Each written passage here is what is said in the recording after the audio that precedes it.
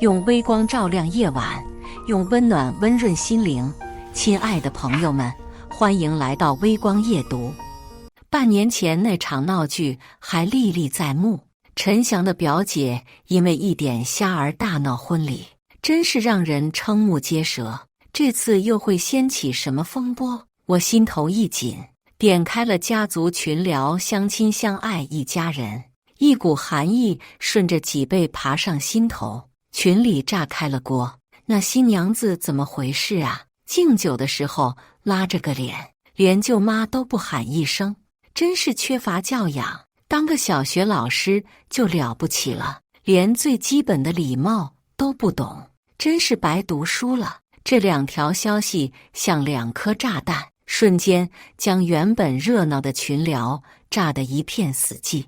我那老实巴交的公婆，在这种场合下更是大气都不敢出，而我那向来以和为贵的丈夫，此时正在门口急得团团转，不停地敲门催促：瑶瑶，你好了吗？咱们得赶紧去给舅妈再敬一杯酒，不能失了礼数。好，既然她这么不给面子，那就别怪我不客气了。接下来开始我们本期故事，记得点击订阅并开启小铃铛。我打开门，陈翔一脸焦急地站在门口，额头上满是汗珠。他紧紧抓住我的手腕，快步向中央那桌走去，显然是不想得罪他那位高高在上的舅妈胡小丽。这位60年代的大学生，曾经的商人，虽然没赚到什么大钱，但他的眼界和学识在全族人中都是出类拔萃的。当我们走到他面前时，他正坐在椅子上，二郎腿高高翘起，一身大红色旗袍，比我这个新娘还要夺目。他那一头粉紫色的头发被盘得高高的，还做了个孔雀开屏的造型，显得格外张扬。见我不说话，站在一旁的婆婆故意咳了一声，陈翔立刻会意，递给我一杯红酒，自己也端了一杯。他弓着腰，推了推眼镜，脸上堆着笑，恭敬地说：舅妈，感谢您在百忙之中抽空来参加我和瑶瑶的婚礼。今天太忙了，如果有什么礼数不周的地方，还请您多多包涵。他话还没说完，胡小丽就突然发作了。她白眼一翻，斜了我一眼，嘴里开始阴阳怪气：哎呦喂，我哪敢让新娘给我赔罪？人家是优秀教师，品德高尚，家风良好，能嫁给陈家，是我们祖坟冒了青烟。舅舅尴尬地拉了拉他手肘，劝他少说几句。胡小丽眉毛一横，巴拉巴拉一顿输出：拉我干什么？我说错什么了吗？这种死了爸的单身家庭，能教出什么好玩意儿？陈翔紧张兮兮地瞅我，他知道我爸车祸死得很惨，这么多年他是我的禁忌。大热天，我只觉浑身冰凉，端着酒杯的手腕颤个不停。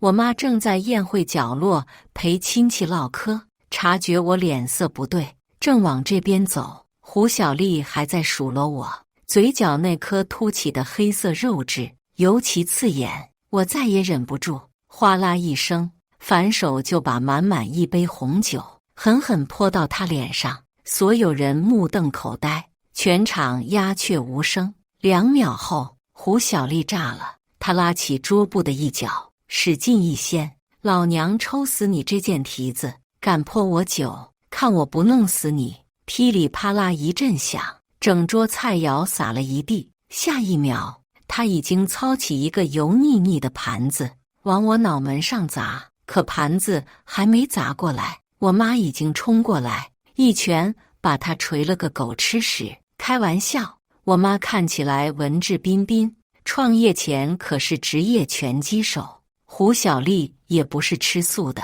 扯头花、抓啃挠是搅屎棍独有的杀手锏。她疯狗一样往我妈身上扑，爪子死命挠，舅舅拦了几次都拦不住。公公见怪不怪，早就麻木了，杵在一旁一动不动。婆婆急得转圈圈，嘴上软弱无力地念着：“别打了，算了，算了。”陈翔像个二愣子，焦急地搓着手，不知道该帮谁。我妈明天还有重要项目要谈，懒得跟他纠缠，准备抽身。胡小丽不知什么时候从地上捡了一块碎碗，眼看就要滑到我妈脸上，砰！是的，我依了她。我捧起隔壁桌的大盆鸡汤，重重敲到胡小丽的头上，她被我敲得眼冒金星，一屁股坐倒在地上，鸡汤流了一身。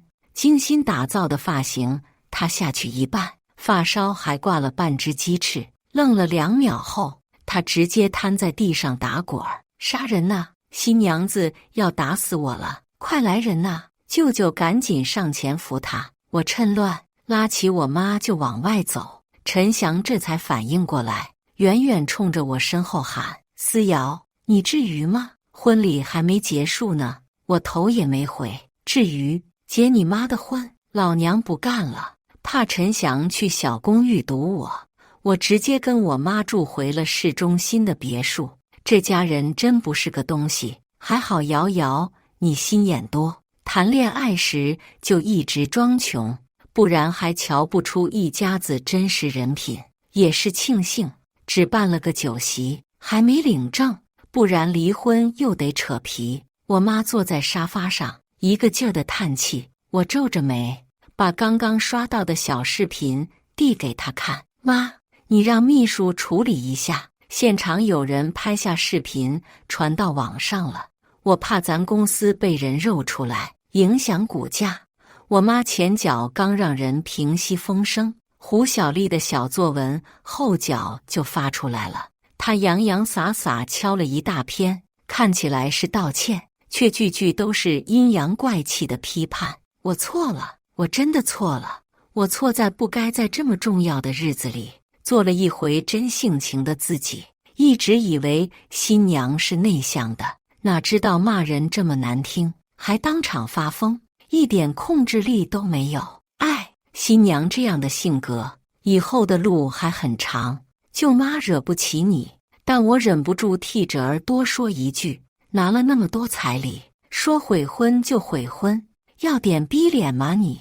像你这种毫无礼义廉耻的人，还当老师，别把小学生带坏了。看完最后这句，我妈已经气炸了。在商场上稳如定海神针的她，此刻因为心疼我，急得失去理智。我就是股价跌破，今天也要冲过去揍这个死八婆。我赶紧拉住她，急啥？你先看看评论区。我妈点开一看，笑得前俯后仰。这死出真是搬石头砸自己的脚。新一届的网友真的是人间清醒。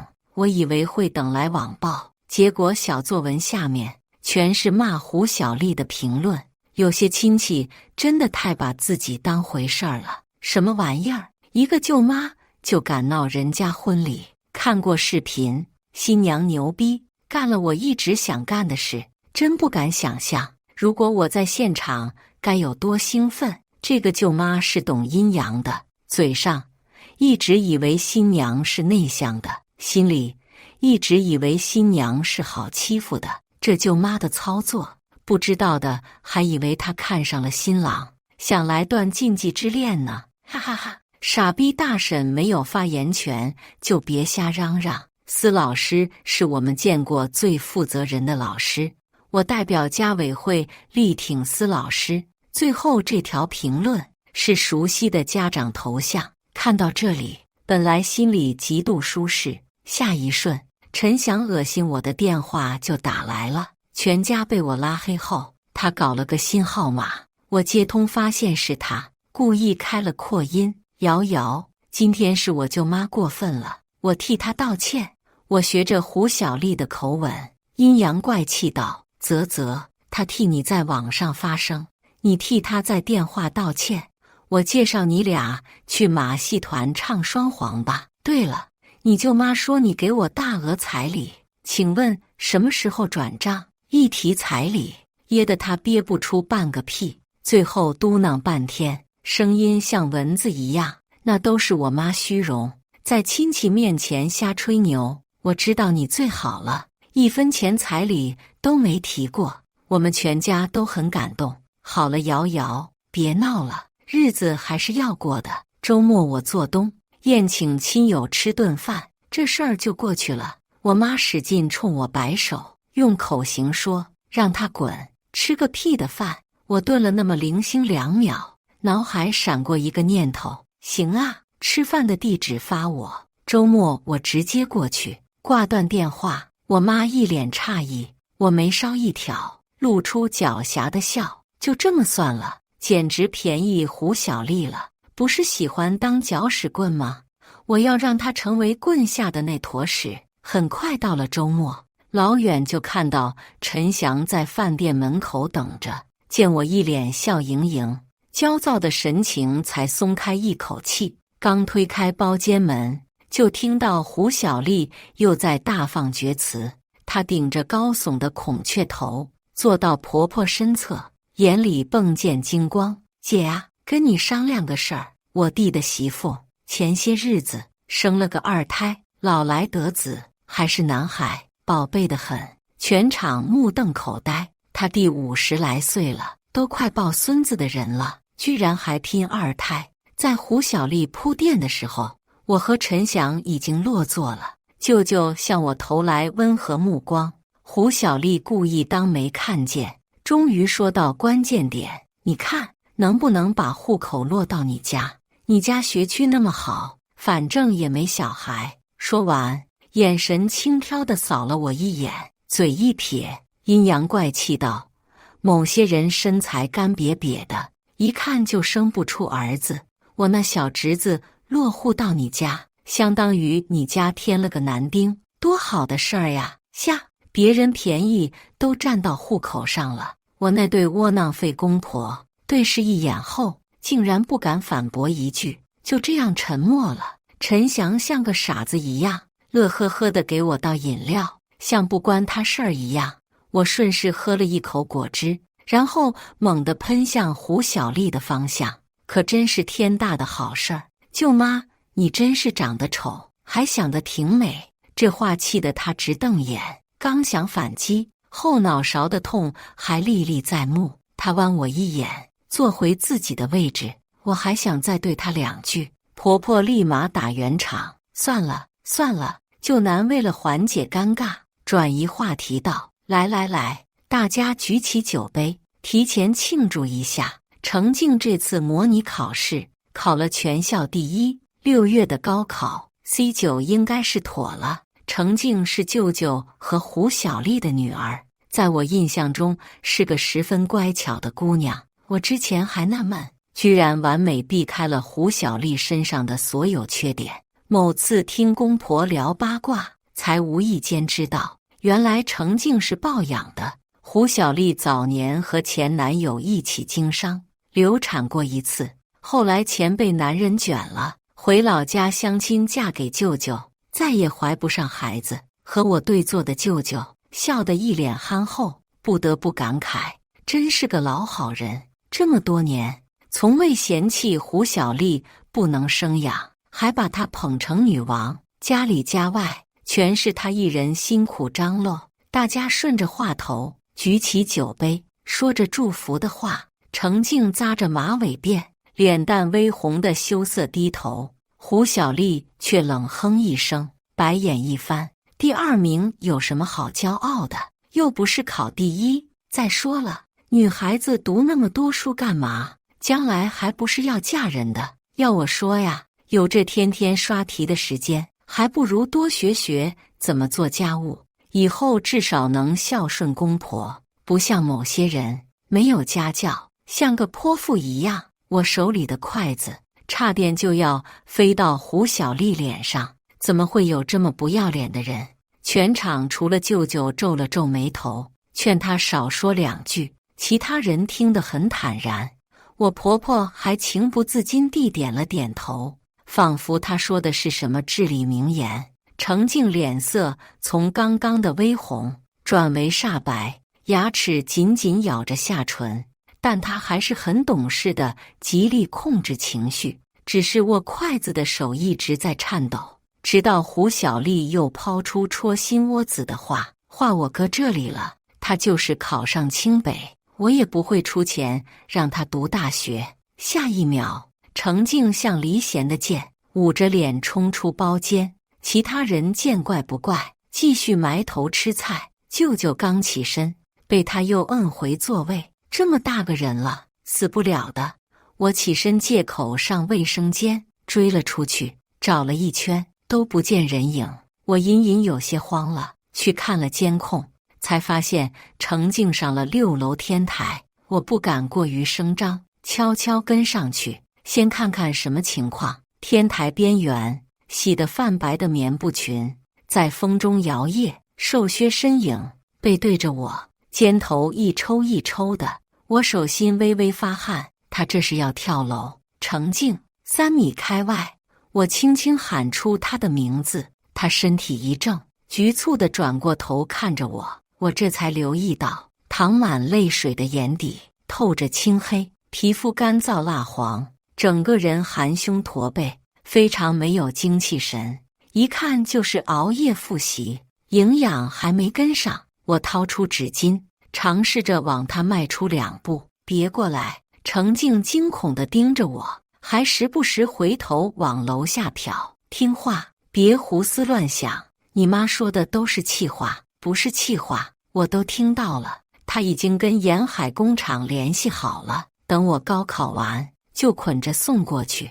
呜咽声回荡在空气里，女孩眼里全是绝望和无助。我突然有些生气，你怎么这么傻？你连死都不怕，你还会怕胡小丽？她说不让你上学就不上学，你不是长脚了吗？不会跑啊！程静被我吼得一愣，我又换了个战术，用很轻很柔的声音晓之以理。心理学上有这样一个词，叫不值得定律。人生有限，与其把时间和精力消耗在不值得的人和事上，不如主动远离有毒的关系。别让无关紧要的人占据了你生活中的位置。学会做减法，把时间花在体验美好的事情上，这才是真正的爱自己。话毕，程静暗淡的眼眸一点一点又亮起了光。我3步跨过去，把她从台阶上拉下来。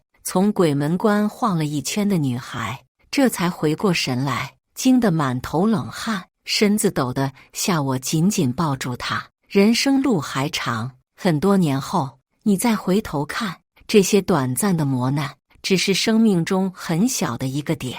不要局限在当下，多抬头向前看。怀里的姑娘哇呜一声哭得酣畅淋漓，我拍着干瘦的背脊，安静地等她哭完，心里突然有了一个主意。我握住程静的肩膀，四目相对，闪闪发光。你一定要好好考，因为高考结束后就是搅屎棍崩溃的时候。我和程静下楼的时候，全家人正好吃完散席。胡小丽叼着牙签路过我时，还有意无意地啐了一口，怕我反击，又快速闪进车里。程静和我对视一眼，坐到了后座，目送搅屎棍离开。我拦了一辆的士，陈翔在身后叽里呱啦地叫唤：“老婆，你去哪儿？不和我们回家了？”我努力拉着嘴角，回了个勉强的笑容：“乖哈，下个月领证后再搬去你家。还有啊，最近也别去公寓找我，我妈还生着婚礼的气，这阵子搬过去陪她。”不等她啰嗦，我火速跳上车闪人。1个月后，高考成绩出来了，程静以全校第1、全省第3的成绩考上了国内排名第2的名校。我买了一台最新款的笔记本电脑作为她的升学礼物。巷子口还遇到舅舅，我们有说有笑往小区走，还有2步到家门口，就听到胡小丽尖声尖气大吼：“你这车票是几个意思？反了你，还想背着我出逃？你个狼心狗肺的东西，白养活你这么多年了，还想读大学，想得美！妈，通知书还给我！”屋里传来程静撕心裂肺的大喊。我顿感不妙，只听见撕啦一声，我和舅舅冲进去时，已经晚了。胡小丽左手右腰，右手高高扬着碎成2半的录取通知书，见我来了，嘴角还噙着得意的笑。程静哭跪在地上，声线都在颤抖：“妈，你为什么要这么对我？我到底是哪里让你不满意了？”胡小丽扑哧一声，恶毒地说道：“程静，今天不妨告诉你。”身侧的舅舅突然紧张起来，立马出声制止：“孩子妈，别瞎说。”胡小丽眼珠一溜，扫了他一眼，接着白眼一翻，黑乎乎的肉质随着嘴角一撅：“我瞎说什么了？他本来就不是我们亲生的。”地上的程静瞬间石化，他睁着迷蒙大眼，转头向舅舅求证，要哭不哭的样子，可怜极了。舅舅使劲冲他摆手，急出一头冷汗：“别听你妈胡说八道！”胡小丽完全不顾舅舅难堪，也不顾程静死活，直接掏出衣柜底下的小册：“莫，程静，你好好看看，这就是你的领养证，养了你到18岁，该是你回报我们的时候了。沿海的工厂我已经联系好了，你要是不去，你就是白眼狼，是要被人戳脊梁骨的，死了也要下地狱的啊！别说了，求你别说了！”程静哭得撕心裂肺，她紧紧捂着耳朵，不敢相信自己亲耳听到的真相。舅舅心疼的想要抱抱她，她大哭特哭后，突然顿住，捡起地上的通知书，朝门外冲去。程静，胡小丽拉住舅舅，整死不让他去追。我给舅舅使了个安抚眼色，就追了出去。刚迈出前脚，就听到身后传来响亮的一记耳光，随之而来的是胡小丽杀猪般嚎叫：“天杀的程富贵，你竟敢打我！呜，我跟你拼了！打你活该！平时你再怎么过分，我都忍让你。这辈子除了集邮，女儿就是我的心头肉。胡小丽，你敢伤害她，我就跟你拼命！”我透过门缝扫了一眼地上的胡小丽，她正捂着红肿的脸，哭得浑身战栗。这就难受了，才刚开始呢。程静暂时被我安排到小公寓，我给她零花钱，让她多买几身衣服。小姑娘却舍不得花，每天去楼下餐馆帮忙，给自己攒大学生活费。胡小丽被舅舅狠狠收拾一顿，才老实几天，又开始作妖。这天我去帮程静拿身份证，报名要用，刚走到门口，就听到摔杯子的声音。透过门缝，舅舅正浑身额抖，指着胡小丽鼻子痛骂：“太不像话了！以前你把存款拿去帮扶你的赌棍弟弟，我睁一只眼闭一只眼，可那压箱底的20万是我这么多年省吃俭用留给程静的学费和嫁妆啊！你怎么能随便挪用？”胡小丽丝毫没有一丝羞耻心，理直气壮道：“什么叫挪用？她个养女，跟你我又没有一丁点血缘关系。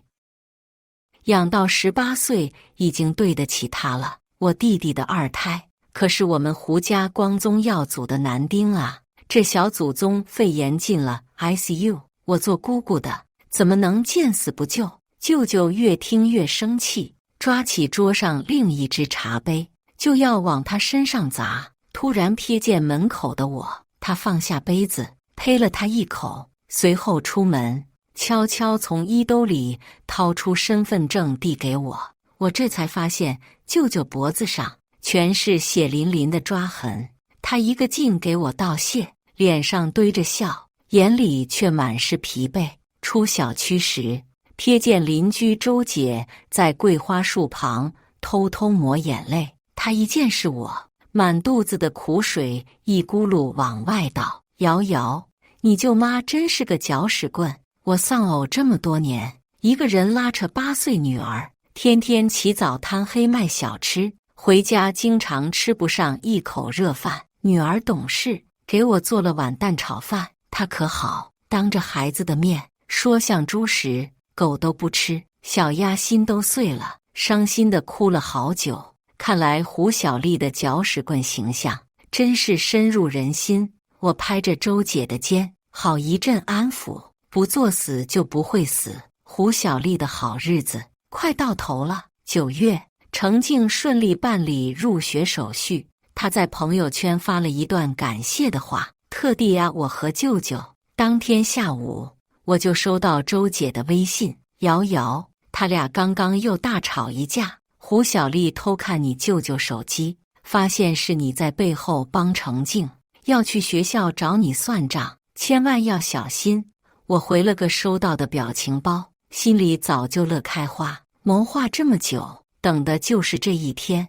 胡小丽以为撕毁录取通知书，挪用舅舅的存款，就能断了程静的大学梦。谁知道那通知书是我斥100元巨资找打印店复刻的高仿版，甚至连程静的学费都是我赞助的。知道这一切后，她气得发疯，把家乱砸一通，砸完还不解气，又给我那窝囊婆婆打去电话。思瑶这个搅事精，我们家的事跟她有几毛钱关系？她来搅和什么？她一个亲戚，有什么资格干涉我家的事？看到婆婆发来的指责信息，我不要太开心，板子打在自己身上。胡小丽终于知道痛了，但这还不够。刚敷衍完婆婆，胡小丽已经冲到校门口了。她穿着紫红色旗袍，发型像个冲天炮，凶神恶煞的咆哮，大骂拦她的保安是看门狗。保安提起她衣领，反手一推，她扎扎实实的摔了个狗吃屎。叮叮挺，放学铃声已经响起，校领导、各班老师、上百位家长同一时间涌现在校门口。胡小丽顺势瘫倒在地上，张开血盆大口就要哀嚎。我知道她要搞事情了，连忙大喊一声：舅妈，慢着！她一脸得意，知道怕了吗？我这一闹，小心你工作不保。我笑吟吟说：好狗不挡道，你坐在大门口，待会儿来往车流撞死你我可不管。不等他开口，一位夹着 LV 皮包的阔气家长已经走上前：司老师，你上次卖我的邮票还有吗？现在行情很好，80年猴票单张可以卖到5位数。我捂着胸口，一脸痛惜，太可惜了。话还没说完，胡小丽一咕噜从地上爬起来，一把薅住男家长，比出5根手指头，激动到语无伦次。你说的是真的？单张猴票卖5位数？得到对方肯定的答复后，两人高高兴兴相约附近的茶馆详谈。男家长刚走，胡小丽就被闻讯赶来的保安连推带搡的请出校园。她也不生气，哼着小曲，兴高采烈地走了。我隐约有些不安，但又说不上来哪里不对劲。直到半个月后，接到舅舅的求救电话：瑶瑶，你舅妈她把家里的邮票全卖了。我心里咯噔一下，还是来晚了。赶到舅舅家，客厅堆满快递盒子，我颤抖着手拆开一个又一个，空的，全都是空的。我气得浑身发抖，还是来晚了。舅舅急得嘴角冒泡，在一旁小声解释：你舅妈最近认识一个收邮票的老板，他拿着你以前的集邮册，兴冲冲地去谈价格。老板一看，说值老鼻子钱了，当场就付了5万定金。你舅妈这辈子也没见过这么多钱，当天就把家里老老少少的邮票全都贱卖给他了。我扶着隐隐作痛的额头，真是低估胡小丽的蠢了。明知是骗局，她还要上赶着去送钱。我掏出手机，翻出男家长的朋友圈。胡小丽拿着5万块钱回家的那天晚上，她发了一条庆祝签单成功的朋友圈，配图是一张张被清理干净的邮票，定位正是两人相约的那家茶馆。胡小丽也刷到了这条朋友圈，但她选择性眼瞎，只关注到文案里的5万变50万，以及9张红彤彤的现金图。我深吸一口气，耐着性子跟他解释：舅妈，这是个骗局，他低价买，高价卖，专门坑骗你们这种不懂行的人。胡小丽像被点燃的炮仗，指着我的鼻子：舅妈，你个贱人，骗鬼呢！人家老板说了，这些邮票放到市场上至少值100万，你是看到我赚钱了，红眼病犯了吧？呸！没安好心的贱货，我真是狗咬吕洞宾，不识好人心。既然他不到黄河心不死，那就让残酷的现实来教他做人吧。从舅舅家出来，我立马联系那位男家长，他本来就是票友，见我对邮票很感兴趣，才互留联系方式。果然如我所料，那些被胡小丽贱卖的邮票被他以市场价2倍的价格挂在二手交易平台，仅仅3天就被抢购一空。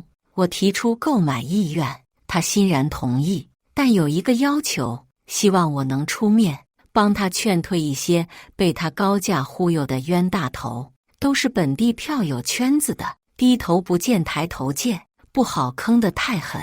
更何况邮票市场就这么大，要是口碑坏了就混不下去了。我拿到自己想要的邮票，他全身而退，双赢，交易很顺利。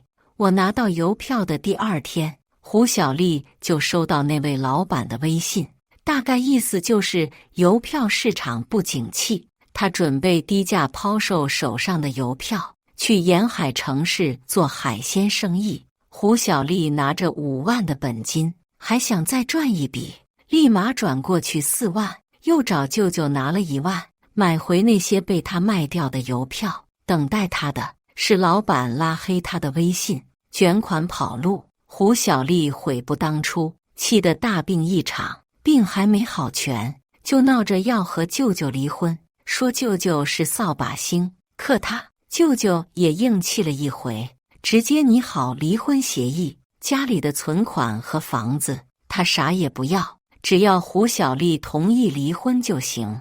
离开那个家后，舅舅又干回装修的老本行，有活干的时候他就住在工地附近的地下室，没活的时候就来公寓找我，我给他做好吃的，带他去买新衣服。舅舅总是推脱不要，不想给我添麻烦。他说得很动容：瑶瑶，你是我看着长大的，我一直把你当亲闺女对待，舅舅没本事，给不了你什么东西，但只要舅舅还有一口气，你就还有个娘家可以回。我听得泪流满面，抱着他喊爸爸。他粗糙的手掌一直轻拍我的后背。离开那个家后，舅舅好像又变回那个疼爱我的长辈，不再唯唯诺诺，不再低三下四。虽然胡小丽的事情让我认清一个现实，并不是所有人都配为人父母，但我也很庆幸自己又找回了儿时的爸爸。我和陈翔婚礼的前一晚，舅舅神秘兮兮地找到我，掏出一本集邮册，郑重其事地交给我：瑶瑶，这是爸爸送你的新婚礼物，一定要收好。我接过集邮册，随手翻了2页，吓得立马合上。爸，这太贵重了，我不能要。舅舅按住我推脱的手，笑得一脸憨厚：拿着吧，这本来就是你的东西。见我满脸疑惑，他又解释道：之前怕胡小丽那个搅屎棍偷拿出去卖，我一直藏在老房子的地窖里，现在老房子要拆迁了，我想着还是给你吧，这也算是物归原主。我突然想起什么，着急忙慌问道：爸，你之前给我的那些邮票，不会也是从这里面拿的吧？舅舅挠着后脑勺，嘿嘿直笑：我就拿了一小部分，不值当什么钱。这可是80年代的绝版邮票，单张都值上万块好吗？他居然说不值当什么钱，我突然有些心疼。这么多年，舅舅一直偷偷拿邮票补贴我，难怪胡小丽把他榨得那么干，他还能时不时给我发个小红包。我抱着集邮册，哭成泪人，一直重复对不起，谢谢你。舅舅手足无措地给我擦眼泪，又把我搂进怀里。他轻拍我的后背，像小时候那样，嘴里一直呢喃：傻孩子。婚礼上，我把胡小丽的事情当成故事讲给闺蜜听，她听完唏嘘不已。她说很羡慕我能遇到这么好的舅舅。我笑着打趣她：这么好的爸爸，世界上仅此一个，你羡慕不来的，哈哈哈。台上，新郎正在念致谢词，感谢父母，感谢到场嘉宾。我远远地望着他，眼里蓄满幸福的泪水。往后余生，风雪是你，平淡是你，清贫也是你，荣华是你，心底温柔是你，目光所至也是你。故事完，接下来是我们本期第2个故事，记得点击订阅并开启小铃铛。周霍和我亲热时接到了白月光的电话，示意我出去后，低哄安慰他。我懂事起身离开，并且在拿了他的补偿后潇洒转身。可后来，他临死前唯一的愿望，竟是看着我嫁人。周霍新公司成立，宴会上他喝了不少酒，回来后他带着些朦胧的醉意。我扶着他进门，他强而有力的手扣住我，低头吻了下来，像捧着如珠如宝的心爱之物，反复浅尝。我在他温柔的攻势下逐渐放松。一阵电话铃声划破房间，周霍停了下来，他皱眉拿出手机，屏幕上显示的人让他眉头舒展，忍住喘息接通道：冉冉，怎么了？大洋彼岸还在静修的蒋冉懊恼开口：阿霍，我的密码箱打不开了，你快帮我想想。周霍酒意清醒不少，他扯开领带，挥手示意出去，转头温柔道：你的密码一向好记，试试333666。哎呀，我怎么忘记了？你等我试试，不着急，我等你。你忙吗？忙的话我自己试也行，不忙的没什么事。我关上门时，看见周霍好看的侧脸勾着唇，耐心地哄着蒋冉。不知过了多久，蒋冉完全没有想挂电话的想法，他给周霍讲他遇见的各种新奇事。我蜷缩在沙发上，麻木地戴上耳机，开始追综艺。早上周霍出来时，才发觉我睡在沙发上，他微愣，随即淡然地说了句抱歉。下午我就收到了2个奢侈品包包，这钱比我兼职的时候好赚多少了。那时候穿高跟鞋站12个小时600元，分一半给中介，到手300元。现在随手的包都是上万了。我叫江月，是个孤儿，没有人爱，无人问津的日子过了20年，习惯了沉默后，所有的难过都自己吞噬。大3那年，周霍来我们学校做演讲，他一身西装，衬得身材修长。还未开始时，他在门边不经意地扫过我的方向，眼眸狭长，神色冷清，薄唇却噙着笑。演讲开始后，我在台下咬着笔头，好奇地看着他。可能是坐在第1排，盯得用力过猛，周霍忽然扫来对上我的眼，眼尾微微上挑，摄人心魄。我忍住慌乱，缓缓低下头，心却没由来的跳个不停。回去后连续梦见他1个月，总觉得他似曾相识，又记不起来。我所在的孤儿院距离此地山高水远，周霍这样的人自然不会去过。或许是因为心生爱慕，才觉得熟悉吧。我开始留意周霍公司的招聘信息，在毕业后投递了简历。进他们公司本就难，更难的是我面试的是周霍的秘书，人事说他不招女秘书。我选了个离他办公室最近的部门，想混个脸熟。入职3月，得知周霍在内部招聘能出差的男秘书。我第一次在办公室门前拦住了他，表达了自己的专业和决心。周霍皱眉看向我，我冷静地向他保证自己只是太缺钱了，绝无其他二心。毕竟他的秘书工资高，是在业界都有名的。周霍的眼底一片冷色，他微点了点头，让我去人事办转岗手续。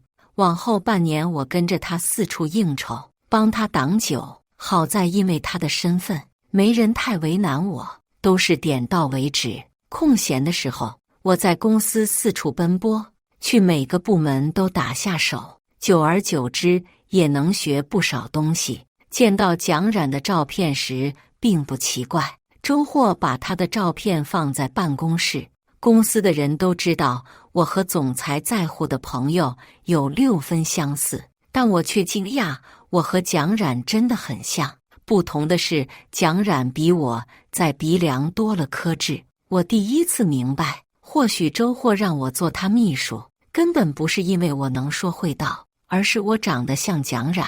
部门的人愿意带着我学习，也仅仅是因为我像蒋冉。替身文学吗？我懂，小说谁没看过呢？可心口苦涩的味道还是细细在蔓延，在扩散前又被自己制止了。我本就没有拥有过幸福，所有短暂的快乐都是镜中花，水中物。现在能陪在周霍身边，或许已是幸运之事。周霍出差，我因为在公司熬了3天3夜，为新部门做了策划书而晕倒，被送进医院。他回来后问过我，这么拼是为了什么？我脱口而出，是为了钱，非常缺钱。他点头，让我交了策划书后，给涨了不错的薪资。我知道他的禁忌，所有对他有想法又表达想法的女人都会被辞退。他讨厌别人明目又张扬的喜欢，准确来说，他不喜欢除了蒋冉以外的任何人。但作为男人，他是有欲望的，特别是在醉酒后，看到我这张和蒋冉相似的脸，把持不住，情难自禁。加上我蓄谋已久，一切都水到渠成。一场宴会后醒来，我躺在周霍的怀里，看着他的脸色变得铁青。还不等他说话，我委屈地哭起来了。他浑身僵硬，垂下长长睫毛，半晌开口说会弥补我。解决方案是我成了新部门经理兼他的情人，但他明确说过，除了爱我以外，会尽力做弥补。我可以在他公司拿走我该拿的。我笑笑告诉他，没关系，我赚到5000万就走。他对此深信不疑。也是从这天，周霍对我彻底没了防备，认定我为了钱接近他，不爱他。后期也不存在死缠烂打，重要的是我有和蒋冉相似的脸，可以解他在日日夜夜想他的日子，有口喘息。那以后，他越发肆无忌惮地带着我在四处疯狂，我们宛如热恋中的情侣。不是没有幻想过他或许也会爱我这件事，只是产生期待后，打脸来得格外疼。在一起2年后，我去参加聚会，在外化了个浓妆，化妆师在我鼻梁上点了颗痣。回去后，醉酒的周霍抓着我吻得疯狂，却在看到我的脸时骤然放开，冷冷道：江月，卸妆后搬出别墅吧。我不明所以。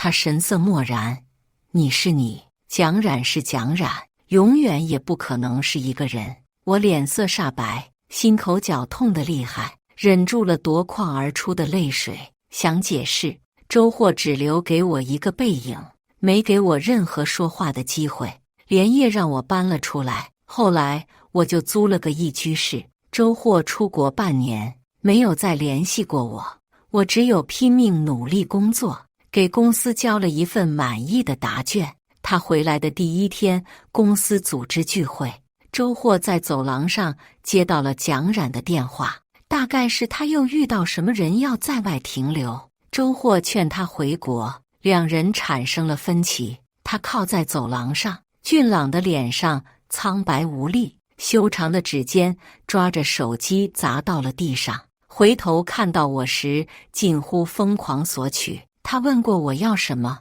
我第一次鼓起勇气看向他。你，在他冷冽的眼神中，我又故作轻松地笑了起来。开玩笑的，当然是5000万。周货从那以后对我更好了，做早餐，早晚接送，每个节假日都送礼物，空闲时还会问我喜欢什么样的男孩子。他说我这么没心没肺，也不知道会喜欢上什么人。我故作轻松笑说喜欢比我小的帅哥，反正不要比我大的。这时候周货总是格外沉默，久久才冒一句也行。只要没有蒋冉电话的日子，我们就像是普通的情侣。可惜的是，早餐是蒋冉爱吃的，接我时会不经意叫冉冉，送的礼物也是蒋冉爱的系列。昨晚在沙发上睡了一夜，下班前周货送包，刚准备回家，突然有一人在公司闹事。那人拿着刀冲向周货时，我毫不犹豫地挡了过去，刀划过了我的手臂。周货上前紧紧地把我护在怀里，大喊打120。我的血顺势滴下，浸透了周货的双手。到医院后还好没有伤到骨头，医生进行缝针处理。本以为怎么都要得到周货的表扬，谁知上午缝针，下午就收到了他的分手通知。他来到病房，冷漠地问我还差多少凑够5000万。蒋冉回来了，需要结束这段关系。我看着他，喉咙刺痛又难受，笑了笑，低声说还差4500万。周货丢了一张存有4500万的卡。行，我虚弱点头，拿着卡放进了包里，然后抬头，故作潇洒地冲他挥手。他走后，我把编辑好的离职信息和工作交接发给了人事，找了同事把我留在办公室的东西清理干净，拿了钱。我至少不能给周货添堵，那里是属于蒋冉和周货的，不是我的。我扬了扬唇，看着窗外刺眼的阳光，眼泪不知为何落得越来越凶猛。我骂自己没出息，有这5000万够我用很久很久了。周货对我这么大方，还有什么不满足？别忘了，我本就是没有人爱的。我在医院住了1个月，出院后搬了家，闲着无事去酒吧挥霍，尽情地释放情绪，听着音乐，眼眶红了一遍又一遍，感觉这真的很傻叉。我得到人，拿了钱，还是不满足，人心不足的下场就是我这样。我在昏天暗地的酒吧群魔乱舞，哭到失声，不知被谁踩了一脚摔了，下一秒就被他抓了起来。男人皱眉，你哭什么？我刚刚踩你这么重吗？我嫌自己这样太丢人，低头把鼻涕眼泪全擦他衣服上了。后果是我被他像提小鸡仔一样拎出酒吧，他好看的脸上神色阴沉，你找死啊！我醉醺醺地把脖子凑了上去，要杀要剐，悉听尊便。他气得咬牙，等你醒了我要你好看。我捧着脸笑成一朵花，我本来就好看，不要你变。他咬牙切齿地挥了挥拳头，把我丢上了车，宿醉一直到第2天下午醒的。我睡在陌生的奢华客厅，被手机短信轰炸。第一反应是周货是不是发现我离职后悔了？毕竟小说都这么写嘛。况且我对部门的贡献也不小，在一起3年，多多少少也对我有感情吧。我期待地打开手机，又沉默了，忘记已经被他拉黑的事情了。分开那日给他发离职信息，被拒之门外，此刻心又被狠狠地划破了。自作自受，我叹气，看着前同事的轰炸的信息，说我上热搜了。我点进去，是我和一个帅哥在酒吧门口搂在一起，标题是宋少神秘女友首现身，街头接吻。照片的角度是我抓着男人的衣服，真的好像在接吻。宋少是谁？我嘴角抽搐，就算离开了周货，我也不至于这样饥不择食，当街下手吧。赶忙低头看了看自己，衣服还在，一切正常。男人从浴室出来的时候，睡眼朦胧，直接把他衣服丢我头上了。这件全球限量版，120万，你看怎么赔？我忍着宿醉的头痛，就这一件衣服120万，他知不知道我在周货那里赚的都是辛苦钱？休想讹我120万！这位小哥，昨天我喝多了，是你没经过我同意把我带出酒吧。你身材高大，必定身手敏捷，我一醉醺醺的人靠近你，你可以躲，没躲，我当成你愿意的喽。男人皮笑肉不笑，耍赖是吧？那就换个方式还。我双手放在胸口，警惕地看着他。你做什么？别乱来，这样是犯法的。男人随意抓了抓头发，露出一副嫌弃的表情。他说才看不上我，但家里逼婚，让我陪他去酒会应付一下就抵消。我疑惑地看着他，应付一次就抵120万，区120万。小爷我不差钱，行吧？我也不是不讲道理的人，帮他应付一次两清。毕竟鼻涕眼泪确实是我抹上去的，任由他的人把我一通折腾。换装化妆，我困得眼都睁不开。我从化妆师口中了解到，这位不差钱的少爷叫宋之南，是岳氏首富之子。原来真是大少爷。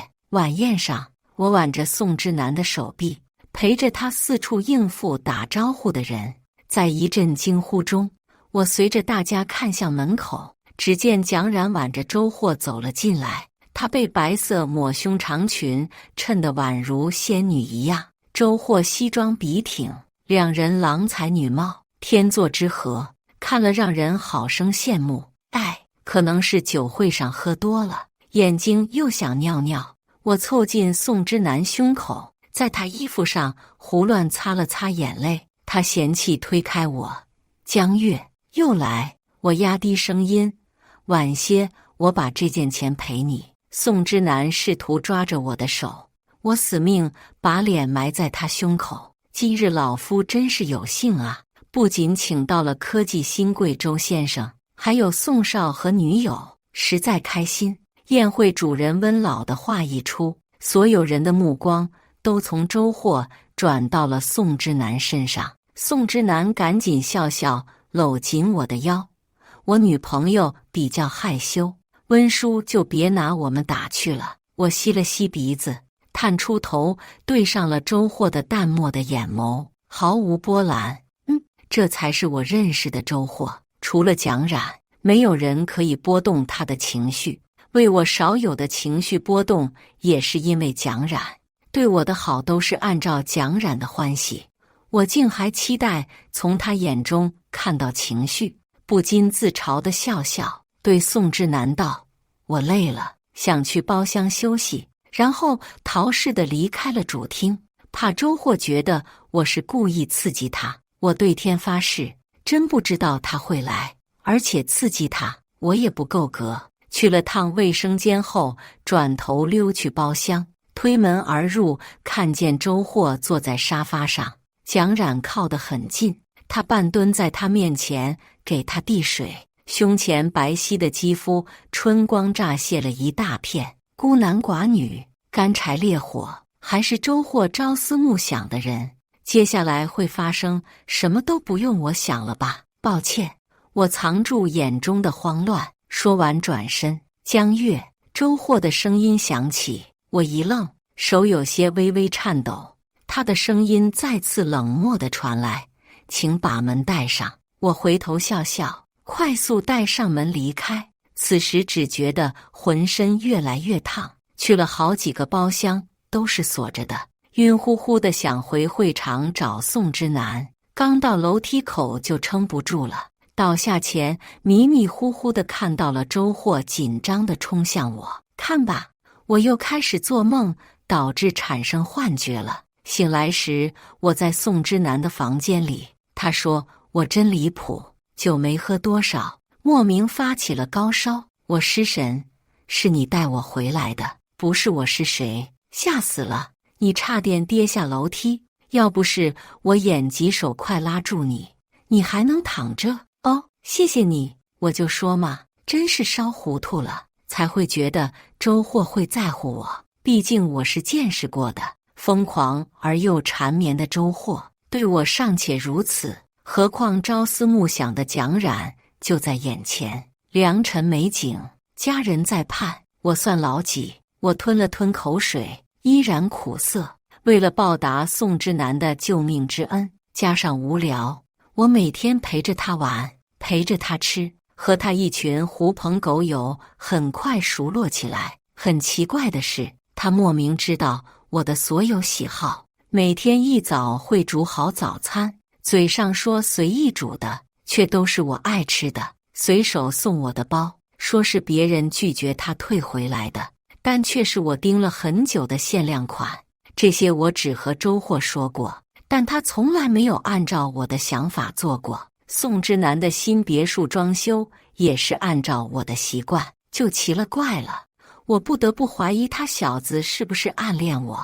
我约了宋之南的兄弟东哥打听，本只是想逗逗宋之南，结果东哥不肯说，一脸神秘的样子激发了我的好奇心。我一顿酒把他整趴下了。东哥滔滔不绝地说着各种八卦，然后扯到我头上。哎呀，宋之南还能为了什么？他跟个变态一样，天天盯着你的微博，笑死！还说什么？只是好奇小叔叔的女朋友长啥样。我骂他小子有病，别盯着盯着，爱上你了。我一愣，你说什么？宋之南的小叔叔？心里没由来的紧张，看向东哥。他小叔叔是谁？还能是谁呀？周霍。这周霍是他小表叔，是他们家族的私生子，这是很少人知道的。你可别说出去，不然我死定了。他们俩关系很好的，也就是几年前为了小事疏远了。幼稚！我的心彻底凉到了谷底，说不清的情绪中隐隐带着不安。这份不安为自己大胆的想象而颤抖。会是周霍把我的喜好告诉了宋之南吗？他是不是有什么秘密不能说，才这样？好奇的念头疯狂生长，几乎不可控制地用新号码拨通了周霍的电话。在等待他接通的时候，我脑海里闪过很多念头，组织了各种语言。这很明显嘛，就是周霍把我的情况告诉了宋南之。他是不是喜欢我呀？欲擒故纵，我笑笑，看见电话接通的一刻，坐直了身子。周霍，我都知道了。你好，哪位？甜美又熟悉的女声传来，是蒋冉的。这个声音我听过很多次，闭着眼也知道是他。你好，蒋冉追问。那个，我找周霍，请问他在吗？阿霍去帮我回车里拿东西了。你是哪位？晚点我让他回给你。蒋冉话刚落音，里面传来机械的女声：妇产科32号蒋冉，请到3门诊就诊。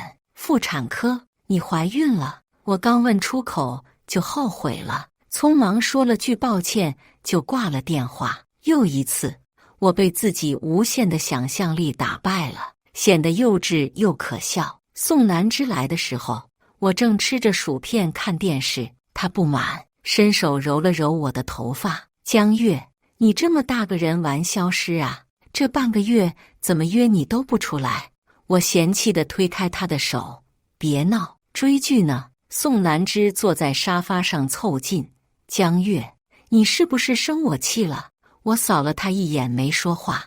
我今早才听东哥说，那个周霍是我小表叔，不过我们已经很久不联系了，不是故意不告诉你的。我塞了口薯片进嘴里，所以我的信息你都是从微博上得来的吗？大部分是，还有些，算了，无所谓了。宋南之的头埋在我手臂上蹭蹭。江月，姐姐，你别生气，别不理我，其他怎么着都行。我看着宋南之这撒娇模样，直接笑了出声。宋南之，你注意影响，我可不吃这一套。得，反正你笑了就行。宋南之说完，神色颇为严肃地看向我。江月，你说我们认识也这么久了，你要不要考虑考虑我？我一口薯片卡在喉咙，差点噎死。宋南之赶忙给我递了口水。怎么了？我宋南之好歹要钱有钱，要模样有模样，你这是什么反应？我放下水杯，觉得你不正常的反应。宋南之急了，为什么呀？宋南之，我们才认识多久？你是多响当当的人物，什么漂亮姑娘没见过，能看上我？宋南之一时语塞。你对自己定位倒是挺清晰的。我伸出手故作要打他，被他避开。别，我开个玩笑。我知道我很优秀，但你也不差，皮肤白皙，四肢纤嗖，眼睛也漂亮。宋南之仔细打量了我一眼，继续说：重点呢，还不差钱。谢谢。我全身上下这点钱都比不过宋少挥霍的，多谢看得起。宋南之突然抓住我的手。江月，我认真的，你考虑考虑我。我爸妈催婚，你要是同意，我们明天就领证。我一脚把宋南之踹翻。你想得美，我把你当兄弟，你竟然想。宋南之来我家碎碎念一个下午，直到我明确又严肃拒绝他。他急了，为什么呀？蒋冉都怀孕了，你不是知道了？你和周霍根本就不可能了。他说什么我本都无所谓，唯独提到周霍，我的心狠狠地抽了起来。我和周霍没可能这件事，从见他第一面我就在给自己铺垫了，没想到最后该接受的时候，心还是这么疼。宋南之叹了口气。江月，抱歉。我吸了吸鼻子，摇摇头。宋南之没再说话，过了会儿默默地离开了。突然间一瞬间，我就觉得一切都没意思了，于是开始在手机上搜索各个旅游景点，打算环游世界。凌晨的时候给自己看饿了，穿着睡衣下楼买宵夜，回来时看见一个高大的身影笔直地站在楼下。他穿着厚厚的羽绒服，戴着棒球帽，低着头，若有所思地想着什么。长长的睫毛低垂，皮肤白得近乎透明。几个月不见，周霍瘦了，但皮肤还是好得令人发指。我本想打个招呼，后一想都被人拉黑了，再叫他这多没面子。我压低帽子往小区里走。江月，周霍低沉的声音从后面传来，我故作轻松回头。周总，好巧啊。周霍眼神微暗。不巧，我是来找你的。我的手用力地握紧了宵夜袋子。到了家里，我给周霍倒了杯茶。周总，工作交接我可是一点没漏掉，该不会我犯什么事了吧？周霍唇角溢出悠悠的笑意，嗓音略微嘶哑。不至于。我松了口气。那就好，你喝茶。我话音刚落，手和周霍同时抚摸上他的茶杯，在触及他的温热后，弹跳似的离开了。江月，我听堂哥说，宋南之最近在追求你，他是家中独子，为人也比较单纯。我希望你，我明白，你放心，我一定会离开宋南之，不需要宋家给钱。周霍叹了口气，缓缓道：江月，我不是要你离开宋南之的，而是希望你能答应他。我惊讶地抬起头，不禁怒上心头。周霍呀，周霍，你可以不喜欢我，不爱我，但你凭什么要指挥我的人生？我平生第一次用极其严肃而冷漠的语气拒绝了周霍。抱歉，周先生，我对宋南之不感兴趣。周霍呢喃。为什么呢？宋南之明明符合你所有的择偶标准。我不耐烦。我择偶标准变了呗，人都会变的。现在我不喜欢比我小的了。周霍哑口无言，嘴角轻轻扯了下。江月，周霍，我想请问你以什么样的身份来和我说这样的话？我们那段见不得光的关系，并不是没人知道。你这样做，把宋南之放在什么位置？把我放在什么位置？周霍，江月，你以为那时候你是我什么人？情人？难道不是吗？蒋冉回来前，你把我当替身；蒋冉回来后，又想把我安排给你侄子。你把我当什么？以为给了我5000万，我就把自己卖给你了？周霍的眉间略显疲惫，他压低了棒球帽，嗓音嘶哑：“抱歉，我以为你会喜欢宋南之，只是想告诉你，如果是顾及我，大可不必，与你无关，请回吧。”这也是我第一次对周霍下逐客令。我和周霍同时起身，月光通过落地窗打在他身上，他高大修长的身影笼罩住我。周霍往外走的时候，他身上的独有的味道划过我的鼻尖，我几乎用尽全力强压住自己，才杜绝掉想要上去拥抱住他的冲动。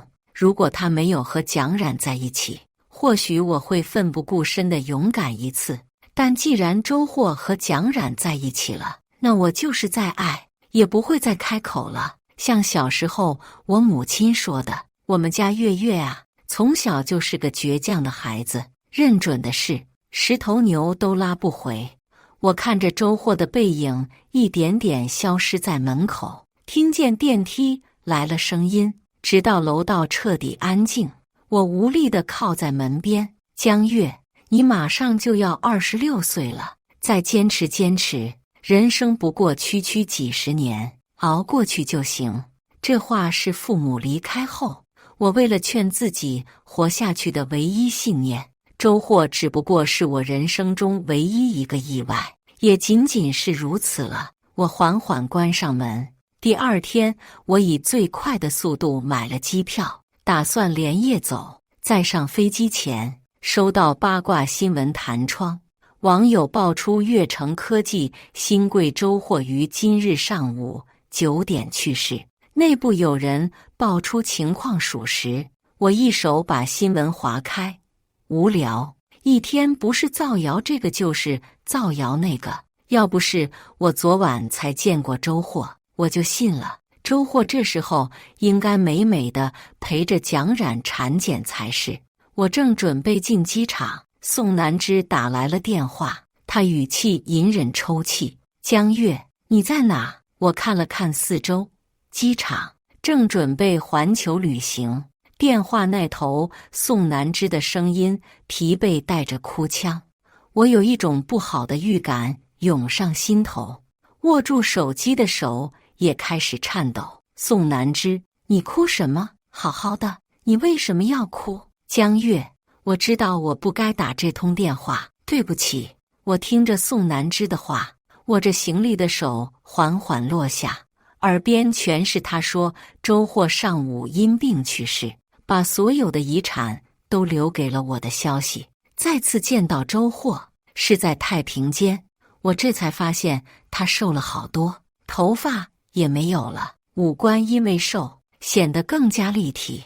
蒋冉带着肚子在一旁哭成泪人，我漠然地看着周霍，伸出手握住他的手，冰凉刺骨，和那晚他温热的手指截然不同。难怪他那晚来见我，穿这么多，还戴着帽子，特意选择了晚上。周霍，你真的很自私，你知不知道？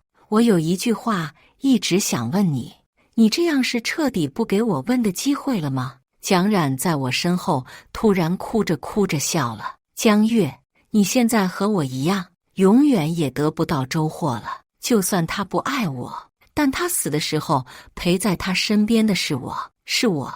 我转身默然看向蒋冉，你在说什么？周霍怎么可能不爱你？他最爱你了。蒋冉如失心疯般笑了起来，许久，他擦了擦眼泪，恶狠狠地看了我一眼，踩着高跟鞋头也不回地离开了。我的头突然剧烈疼痛，朝着后面倒了下去。再次醒来是1周后，周霍已经火化。宋南之犹豫再三，把周霍的日记本交给了我。宋南之，江月，这是他让我在他离开后埋进土里的。但我觉得你有权知道真相。我面无表情地接过，指甲把肉划破，痛感让我知道周霍是真的离开了。这并不是一场梦，也不是恶作剧。周霍的字很漂亮，他在日记的第1页上密密麻麻地写满了我的名字江月。我颤抖着手往后翻，月月，我记得第1次见你的时候，你在哭，大大的眼睛，就连委屈的模样也很是可爱。那时候母亲骗我会收养你，后来她食言了，她放弃了自己的生活，带着我来了越城找亲生父亲。我成了宋家见不得光的私生子，想去找你的压力又上一层。那时候想，总不能让你跟着我吃苦吧。我最后悔的是到了15岁才去找你，才知道你被怒叔叔送去了孤儿院，可最后他们却没有一个人能说清楚你的具体地址。我脑海里飞快闪过第1次见周霍的场景。我来自一个非常偏僻的小山村，父母意外去世后，我住在叔叔家。10岁那年暑假，见到了一个从城里回来的小哥哥，长得白白胖胖。听说他是第1次和妈妈回来看外婆。他来的那天，我被堂哥推到地上，手摔破皮，正被婶婶骂。小哥哥路过时看了我好几眼，婶婶说他妈妈未婚先孕，他外婆早就不认这个女儿了。那时候的小哥哥有些沉默，我经常能听见他外婆骂一些难听的话，他不会回嘴，只是听着他妈妈和外婆吵架。我时不时会给小哥哥丢些自己做的新奇玩意，他倒也理我，就是不怎么爱和我说话，大概只问过我叫什么、几岁，但我从来没想过周霍会是小时候的胖哥哥，更不知道他曾经想让母亲领养我。周霍离开村里没多久，叔叔嫌弃我吃得多，听婶婶的话，把我送去了隔壁市的孤儿院，说是太近不行，怕我以后会找回去。那天我早早起床收拾好东西，因为我知道这个世界上很早前就只剩下我一个人了，在哪对我来说都一样，唯独没想过会被周霍一直在意着。我看着眼前的日记，眼泪一颗颗落在周霍写的纸上，晕染开一片。月月，说真心话，我希望我的碎碎念永远不要被你看见，因为有时候某些真相能够随着我一起带走，对你而言或许是更好的，因为你不知道我每次面无表情看着你的时候，内心有多么欣喜。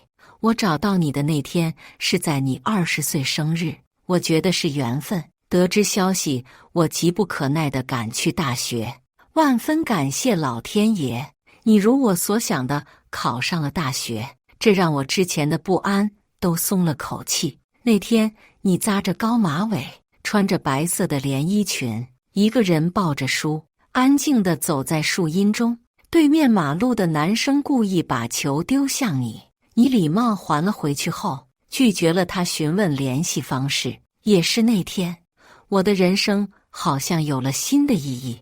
我接受了你们学校的邀请，去做演讲，特意把你最后一排的名字换到了第1排。略微遗憾你没有认出我，也是，我小时候有些胖，认不出来也正常。或许你早就忘记我了。月月，我写到这里的时候，突然好想你。此刻你在做什么呢？抱歉，写分心了。后来你所知道的一切，接触的一切都是我蓄谋已久。我想过无数次，要是你知道了，会不会怪我？无论如何，我都该向你道歉，因为在我找到你的那天，老天爷和我开了玩笑。在你学校演讲完，我本来是要找你说清楚这一切，因为一个电话，我改变了这个决定。我被查出家族遗传病，我母亲抱着侥幸的心理生下我，希望我和她一样幸运。很可惜，并没有。医生说快则几个月，但也有活到3、5年。月月，为了你，哪怕多活1天都好。我知道那天后来你有打听过我，我刻意抹掉了很多关于自己的信息，只要在远处能默默地守护你，我就很满足。但我忽略了自己的私心。当你进入公司拦住我的那天，我几乎不可控制地答应了你的要求。酒桌上大家都知道我要带重要的人去，没有人敢灌你酒。你回去后高兴得像个孩子，我的办公室一直放着你的照片。你来后，我换成了蒋冉，正是情窦初开的年纪。我很害怕你会对我产生依靠，于是刻意回避，刻意冷漠你，直到你做熬夜做策划方案住院，我又急又气，你却告诉我是为了钱，我气急了。没有任何事值得你消耗你的身体。月月，宴会回去那晚，你喝了酒，但我是清醒的，情绪在心压抑得太久了，我还是失控了，对不起，月月。第2天醒来，无限懊悔，却忍不住一次又一次放纵。我自私地想，就算这样，但你只要不爱我，是不是最后我就能安排好一切？那晚让你在沙发上睡了1夜，我就守了你1夜。去找你之前，病情加剧，腹部疼痛厉害，但还是因为你的电话回去了。我想你，蒋冉是提前安排好打来电话。你出去后，我明明吃了止痛药，心口却疼得难以忍受。做的一切都是为了让你相信，你只是替身，为了替我自己犯的错做弥补，却不断一次次伤害你，推开你。当我看到你模仿蒋冉在鼻梁上画了痣，我害怕了。在我面前说只是为了钱接近我的你，真的对我毫无感觉吗？出国的半年并不是扩展业务，而且治病，抱着或许我也有可能活下来的希望，我们是不是就能解除一场误会？遗憾的是我失败了，我决定不再浪费时间，而是回国见你。那天蒋冉给我打电话，他说我不应该中断治疗，贸然回国。可我自己的身体我知道，我不想再待在暗无天日的病房了。我想你，我想陪着你做最后一件事，我们安安稳稳地过日子。你告诉我你喜欢比你年纪小的男生，我知道宋南之一直在派人调查你，或许他一开始调查你是因为我，但后来他比我想的更加不受控制。但这小子人单纯，没坏心思，和你其实挺般配。那几天我想了很多开除你的理由，最终在你为我挡刀那天下定决心了。我甚至不敢想，万一刀不止伤到你的手该怎么办？还有，你怎么能为了我而挡刀？我低估了你。月月借着这个理由用蒋冉回国和你说分手，好像把所有的一切都圆回来了。我找了宋南之，他知道我们分手挺高兴的，还信誓旦旦说他一定比我好，敢做敢当。那一刻我羡慕却又无可奈何。蒋冉回国那天，我才知道她意外醉酒怀孕了。带她去检查那天，她告诉我你有打电话过来，我猜到你可能误会了，或许这也是老天爷的安排，让一切将错就错。月月，我的病越来越严重了，还瘦了很多。看着宋南之哄得你笑，又有些后悔，有些难受，但所有的情绪最终都抵不过。我希望你好，我的月月过了太久一个人的日子，如果可以，就让宋南之陪着你吧。月月，我想这是最后一次写日记了。咳血越来越严重，得知你拒绝了宋南之，我失落而又开心，是不是很矛盾？昨晚我去只是想见你，无关乎任何人，最后却胡乱扯了个理由，说让你答应宋南之。你看，我是真的快不行了，连理由都想不出更好的了。但是还好，我忍住了再一次抱住你的冲动。不然就该穿帮了。我瘦了这么多，要是拥抱你，一定会发觉的，对不对？月月，我困了。最后的最后，祝福我的月月永远开心快乐。我关上日记，记忆逐渐被拉回很远。那是我刚和周霍在一起的第1年。周霍问我：江月，真的会有人到了20多岁，还在执着于10几岁时喜欢的东西吗？那时我看着他没说话，很好奇能让周霍念念不忘的东西是什么，却从来没想过会是我。周霍死后，我想了很多，回忆了在一起点点滴滴，以为自己是替身的日子，却无处不是他密密麻麻地安排着我的未来。不知不觉，窗外夜色又要降临，泪水湿了满脸，紧紧把他的照片抓在怀里，仿佛只有这样才能微微喘息。感谢大家的观看。本期影片大家觉得是第1个故事精彩，还是第2个故事精彩呢？欢迎大家在下方评论区讨论。如果你喜欢这类故事，记得点击订阅微光夜读，并分享给更多的人，这会对我帮助很大。再次感谢大家的观看。